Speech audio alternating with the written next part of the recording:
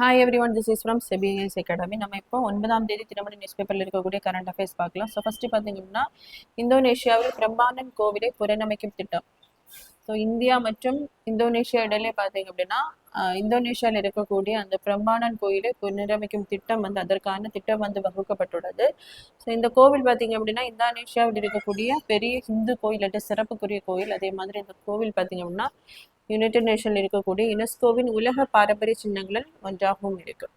WhatsApp மூலம் புறநோயாளிகள் சீட்டு பதிவு 22 மாவட்ட அரசு மருத்துவமனைகளில் அறிமுகம். ஸோ வாட்ஸ்அப் செயலி மூலம் அரசு மருத்துவமனைகளில் புறநோயாளிகள் சீட்டு பதிவு செய்து கொள்ளும் வசதி 22 மாவட்டங்களில் தொடங்கப்பட்டிருக்கு.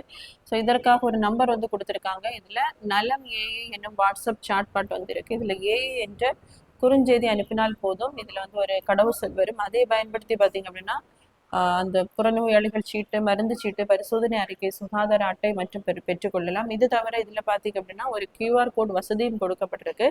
இதில் கழிப்பறைகளின் தூய்மை குறித்தும் நம்ம என்ன பண்ணலாம்னா புகார் அளிக்க வழிவகை செய்யப்பட்டுள்ளது.